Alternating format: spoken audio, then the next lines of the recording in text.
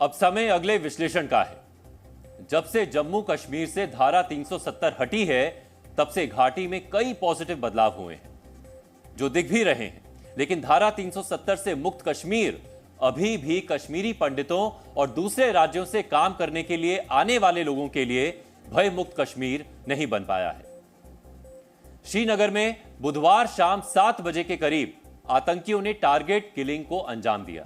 आतंकियों ने हब्बा कदल इलाके में सिख समुदाय के 2 लोगों को गोली मार दी।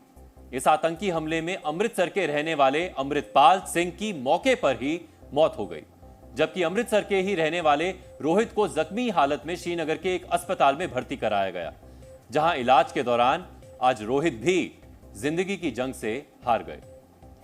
अमृतपाल और रोहित लकड़ी का काम करते थे। कल शाम जिस वक्त आतंकियों ने श्रीनगर के हब्बा कदल इलाके में फायरिंग की, उस वक्त अमृतपाल और रोहित वहीं खड़े थे। बताया जा रहा है कि हमलावरों ने 7 गोलियां चलाई और हमला कर बाइक से फरार हो गए। हमले के बाद सुरक्षा बलों ने पूरे इलाके को घेर लिया है और आतंकियों की तलाश की जा रही है।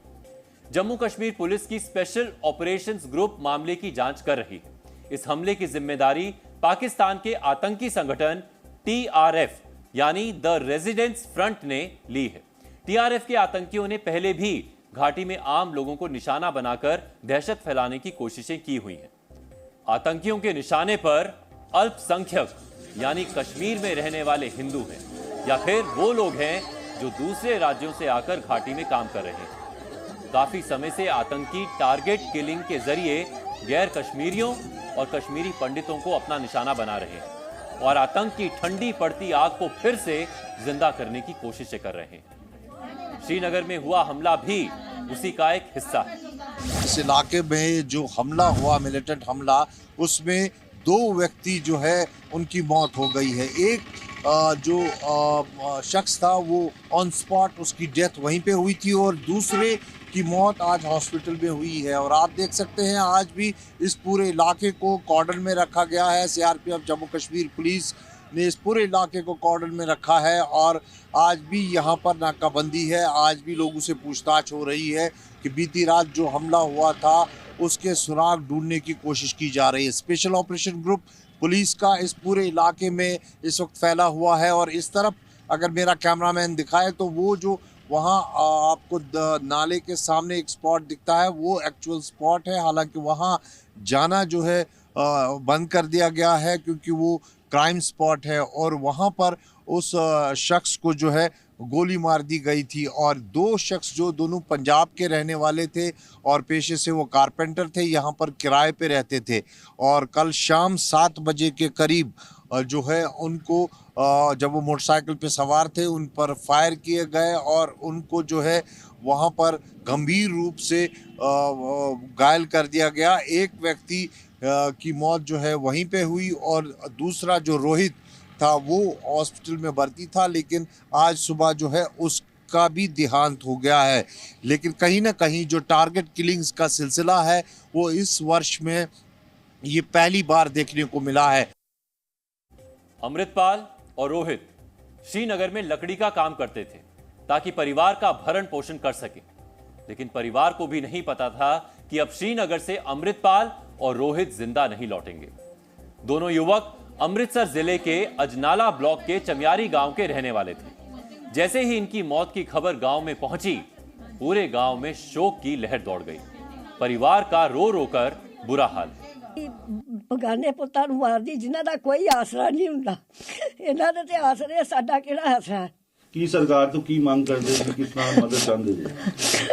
मदद है सरकार जो करूगी वेखांगे की करदी है। साडा तो दुनिया तो चला गया बेचारा, ना कुछ लैके गया ना साडा कोई व्योण वाला नहीं हैगा। 30 साल सारी ओदी उम्र सी अजे।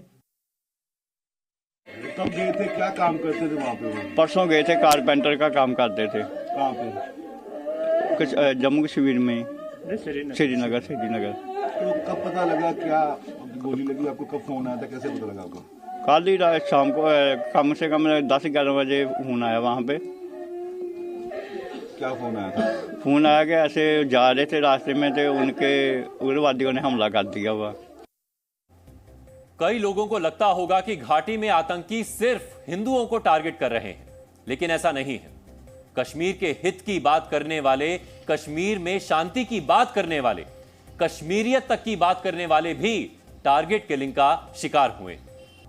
सच्चाई यह है कि आतंकवादियों को चिढ़ कश्मीरी पंडितों से नहीं है, बल्कि कश्मीर में आते बदलाव से है। इसीलिए पाकिस्तान के पाले हुए आतंकी भी उन लोगों को टारगेट कर रहे हैं जो कश्मीर में शांति की बात करते हैं। आतंकी गैर मुस्लिम, खासकर कश्मीरी पंडितों को टारगेट कर रहे हैं। बीजेपी कार्यकर्ता और स्थानीय निकाय में चुने गए लोग भी आतंकियों के टारगेट पर रहे हैं। आतंकियों ने जम्मू कश्मीर पुलिस के जवान और अधिकारियों पर भी कई हमले किए हैं। इसके अलावा दूसरे राज्यों से कश्मीर आकर काम करने वाले लोगों की टारगेट किलिंग हुई है। भारतीय सेना ने कश्मीर में आतंकवादियों के खिलाफ ऑपरेशन ऑल आउट चलाया हुआ है, जिसकी वजह से घाटी में बड़ी संख्या में आतंकी मारे गए। आतंकियों की जहन्नुम पहुंचने की लंबी होती लिस्ट को देखकर ही पाकिस्तान बौखलाया हुआ है और आतंकी हिंदू हो या मुसलमान सबको टारगेट कर रहे हैं। 26 फरवरी 2023 की सुबह आतंकियों ने पुलवामा में एक कश्मीरी पंडित संजय शर्मा की हत्या की थी। 29 मई 2023 को आतंकियों ने अनंतनाग में दीपक कुमार की गोली मारकर हत्या कर दी थी।